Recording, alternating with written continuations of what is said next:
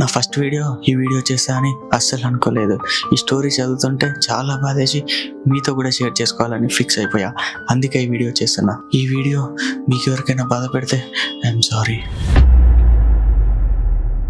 ఇప్పటి వరకు మనం ఎన్నో కథలు వినుంటాం, కానీ ఇలాంటి కథ మీరు ఎప్పుడు వినుండరు. కాదు చూసి కూడా ఉండరు. ఈ కథ కడుపుతో ఉన్న కన్న కూతుర్ని హత్య చేసిన ఒక నీచపు తండ్రి కథ. ఈ కథ ముంబైలో జరిగింది. ఒక తండ్రి ఎంతో ప్రేమగా చూసుకున్న తన కన్న కూతుర్ని ఎందుకు చంపాడు, అసలు ఏమైందో ఈ వీడియోలో చూద్దాం. తన కూతురు పెళ్లి వయసుకు వచ్చిందంట. పెళ్లి వయసుకు వచ్చిన తన కూతురికి ఒక మంచి సంబంధం తీసుకొచ్చి పెళ్లి చేద్దామని అనుకున్నాడంట ఆ తండ్రి. కానీ తన కూతురు మనసులో వేరే అబ్బాయి ఉన్నాడని తెలుసుకోలేకపోయాడు. అయితే ఈ ఏడాది తనకి ఎట్లాగైనా పెళ్లి చేయాలని ఫిక్స్ అయిపోయి ఉన్నాడంట. అయితే వాళ్ళ కూతురు వాళ్ళ తండ్రికి నిజం చెప్పలేకపోయింది. నిజం చెప్పాలంటే భయంగా ఉండే అంట. ఇలా అయినా మా నాన్న నాకు పెళ్లి చేశాడు అని భయపడుతూ ఉందంట. ఈ విషయం తను ప్రేమించిన వారికి చెప్పుకుందంట.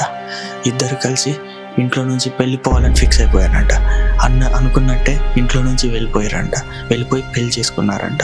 కొన్ని రోజులు గడిస్తే అమ్మ నాన్న నన్ను క్షమిస్తారని అనుకుని వెళ్ళిపోయిందంట పాపం ఆ పిచ్చి కూతురు. ఆ విషయం తన తండ్రికి తెలిసి అయ్యో నా పరువు పోయిందే, ఇప్పుడు నలుగురిలో నేను ఎట్లా తిరగాలి అని చాలా బాధపడ్డాడంట.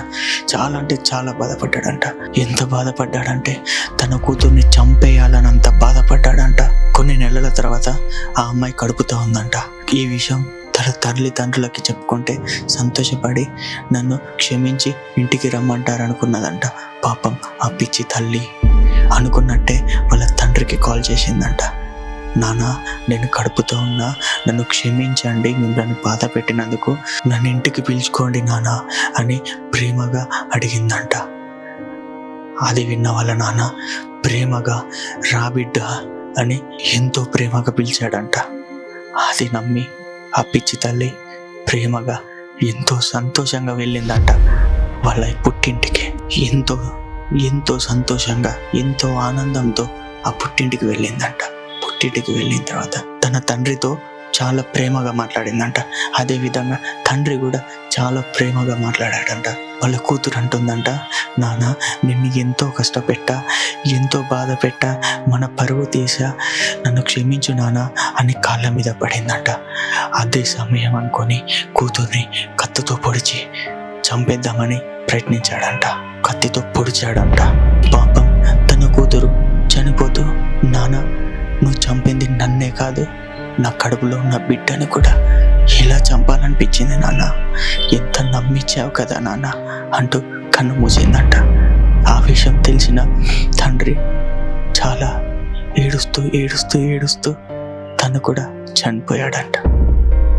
ఇది కథ.